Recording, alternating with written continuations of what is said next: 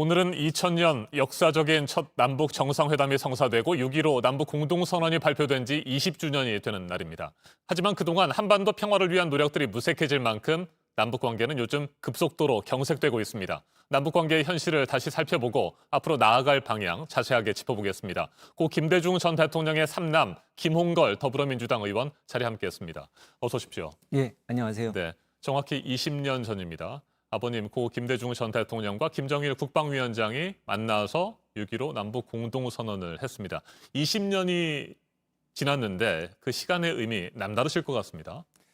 예, 그때만 해도 정말 한반도 평화가 네, 곧 올 것 같이 느껴졌었는데 그 당시 절호의 기회를 아쉽게 외부적 요인 때문이긴 했지만 놓쳤고 그 후에도 두세 차례 좋은 기회를 또 살리질 못했죠. 네, 그래서 정말 남북 관계란 것은 이런 어려움을 견뎌낼 수 있는 인내심이 있어야 되고 이 기회가 왔을 때 주저하지 않고 그것을 잡을 수 있는 그런 배짱과 용기가 있어야 하는 것 아닌가 하는 생각이 듭니다. 네. 당시 6.15 남북 공동선언을 마치고 아버님이 돌아오셨을 때 굉장히 밝은 모습이었고 기뻐하셨다고 하던데 그때 모습 기억나세요? 예, 대통령 당선되셨을 때도 그냥 담담하게 TV를 보시다가 조용히 주무셨는데 6.15 정상회담을 끝내고 서울로 도착하셨을 때는 정말 기뻐하셨습니다. 그렇게 기뻐하시는 것을 제가 아마 그때 처음 본 것 같습니다. 네. 지난 12년 동안 박지원 의원이 써왔던 방, 국회 615호실을 배정받으셨잖아요. 예, 네, 지금 그곳에서 의정 활동을 하고 계시는데 그 부분에 대해서도 감회가 남다르실 것 같습니다. 제가 특별히 그 방을 달라고 요청을 한 네. 것은 아닌데 저희 민주당 쪽에서 이제 저한테 배려를 해주신 거죠. 그러니까 제가 한반도 평화를 위해서 이 모든 노력을 다하겠다 하는 약속을 드렸기 때문에 그 약속을 꼭 지키라는 의미인 것 같습니다. 네. 자, 지금부터는 현재 남북 관계에 대해서 좀 집중적으로 살펴보도록 하겠습니다. 고 김대중 전 대통령의 노력 그리고 문재인 정부 들어서도 한반도 평화 구상에 대한 다양한 노력들이 있었습니다만 현재 남북 관계 계속해서 악화되고 경색되고 있습니다. 현재 상황 어떻게 보고 계세요? 일단 그러니까 작년 봄에 하노이 북미 회담 결렬이 결정적이라고 봐야죠. 네. 그때 북한이 정말 충격을 많이 받았고 그 후로 계속 상황이 악화되고 게다가 금년 초부터 이제 코로나 위기로 북한도 경제가 굉장히 안 좋아지고 있거든요. 그러니까 설상가상으로 더 악화되고 있는데 그런 상황에서 이제 우리 한국이나 미국이나 코로나 위기 대응하는데 정신이 없고 미국은 또 대선에다가 여러 가지 문제 때문에 북미 관계에 신경을 써줄 수가 없으니까 북한으로서는 좀 답답함을 느낄만 하죠. 또 대내 결속을 해야 할 필요도 느끼고 있을 것이고 여러 가지가 복합적으로 작용했다고 할 수 있죠. 네. 김여정 노동당 제1부부장 지난 13일입니다. 담화를 통해서 군사적 도발 가능성까지 내비쳤어요. 너무 지나치다라는 평가들이 많은데 어떻게 보세요? 좀 우리로서는 서운하고 네. 답답하게 느껴지는 게 맞죠. 특히 이 뜻깊은 6.15 20주년을 맞아서 이렇게 분위기를 악화시키는 것에 대해서 제가 작년부터 얘기를 해왔지만 네. 그 김정은 정권은 과거 김정일 정권과는 달리 이제 역사적 의미라든가 과거에 있었던 일에 큰 의미를 두기보다는 지금 당장 자신들의 어려움을 어떻게 타개해 나갈 것이냐 그 점에만 굉장히 신경을 쓰는 것 같고요. 군사적인 행동이라고 얘기했지만 당장 수위를 높여서 강한 군사적 행동을 한다 이렇게는 저는 보질 않고요.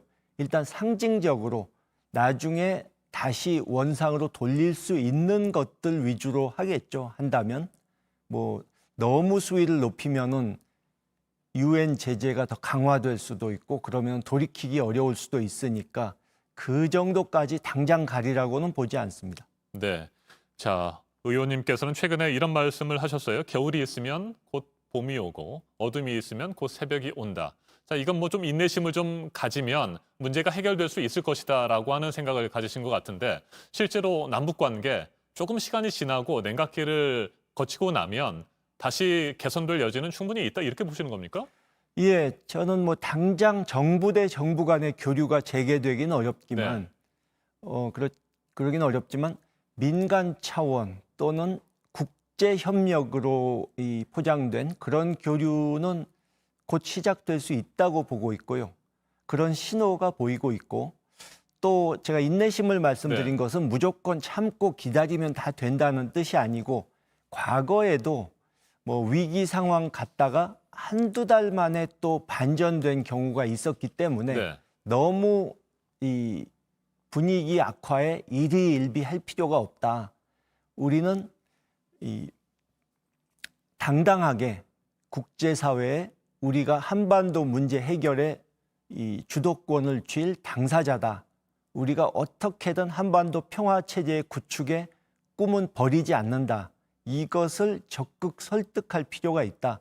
그렇게 해야 북측도 우리를 존중하게 된다 하는 것입니다. 네, 그래서 지금 당장 뭐 정부 차원의 교류는 힘들다고 하더라도 민간 차원에서는 교류를 적극적으로 계속 추진할 필요가 있다 이런 생각이신 것 같습니다. 그렇습니다. 관련해서 6.15 남북 공동선언 20주년을 남북이 함께 기념하자 이런 서한을 북측에 보내신 것으로 제가 알고 있는데 이에 대한 답변이 아직까지 없었던 거죠? 예, 없습니다. 네. 그러니까 저는 사실 정부에 대해서 서운한 점을 갖고 있는 것은 이해한다 하더라도 우리 평화 통일을 원하는 시민 사회에는 뭔가 뜻깊은 6.15 20주년에 이 따뜻한 연대사라도 하나 보내줬으면 하는 그런 아쉬움이 있습니다. 네. 오늘 더불어민주당을 비롯한 범여권의 국회의원 173명이 종전선언을 촉구하는 결의안을 채택할 예정이라고 합니다. 발의한다고 하는데 이 부분에도 의원님께서 같이 동참을 하시는 거죠? 예, 그렇습니다. 지금 종전선언이 반드시 꼭 필요한 상황이라고 보시는 겁니까?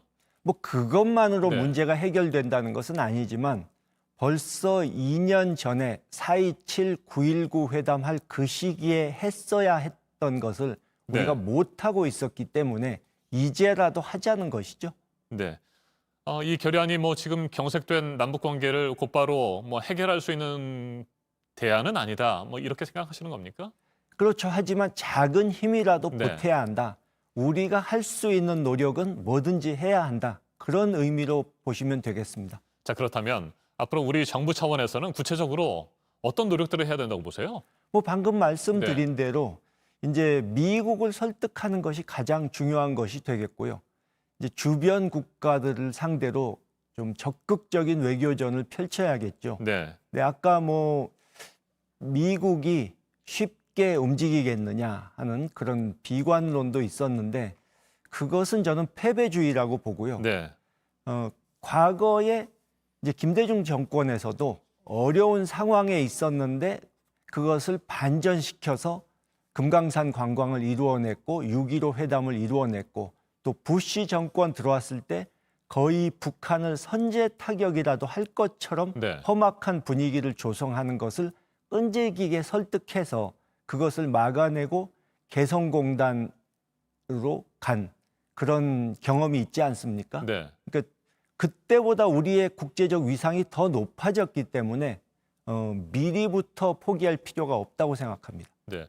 의원님께서는 국회 1호 법안으로 대북전단 살포 금지법을 발의를 하셨습니다. 자, 그런데 이와 관련해서 뭐 김여정 하명법이냐 표현의 자유를 억압하는 것이냐 뭐 이런 비판들도 있거든요. 이 부분에 대해서 설명을 좀 하시겠습니까? 뭐 그동안에 쭉 제가 설명을 해왔기 때문에 길게 설명은 않겠지만 뭐 당연히 박근혜 정권에서도 그 필요성을 느꼈던 것을 계속 미뤘던 건데 이제 좀 늦었지만 해야겠다 하는 것이고 이 남북교류협력법상 저촉되는 부분을 분명히 해두자 하는 것이죠. 그리고 이 점에 대해서 비판하는 보수 야당 분들께 하고 싶은 말은 이게 그렇게 그러니까 대북 전단 살포가 그렇게 유익한 것이고 법적으로 하자도 없고 북한의 인권이나 민주화에 도움이 된다면 왜 숫자도 얼마 안 되고 힘도 약한 탈북민 단체들한테만 맡겨두느냐? 왜 당신들이 직접 나서서 하지 않느냐고 묻고 싶습니다. 네, 의원님께서는 현실 정치에 뛰어드시면서 이런 얘기를 했습니다. 김대중 정신을 계승하되 김홍걸식 정치를 하겠다라고 말씀을 하셨는데 김홍걸식 정치의 목표는 뭘까요? 뭐 쉽게 말씀드리자면은 저희 아버님의 정신과 철학은 계승하는데 그분이 정치하셨던 것은 1950년대부터 2000년대 초반까지 그러니까 민주 평화 개혁 세력이 네, 소수였고 정말 연대를 해서 간신히 집권할 수 있는 그런 어려운 시절이었고 지금은 이제 주류 세력의 교체가 이루어지는 시대. 그러니까 저희가 범여권 합쳐서 180석이 훨씬 넘는 그런 상황이기 때문에 과거처럼 주눅들지 않고 눈치 보지 않고 과감하게 이 개혁을 이루어 나가고 과거에 잘못됐던 관행을 고쳐 나가겠다 하는 것입니다. 네. 앞으로 다양한 의정 활동을 하시겠습니다만 역시 가장 중요한 정치 활동은 남북관계 개선이라고 보면 되겠습니까? 예, 그렇습니다. 알겠습니다. 앞으로도 적극적인 활동 기대하도록 하겠습니다. 오늘 말씀 여기까지 듣도록 하겠습니다. 김홍걸 더불어민주당 의원이었습니다. 예. 말씀 잘 들었습니다. 예, 감사합니다.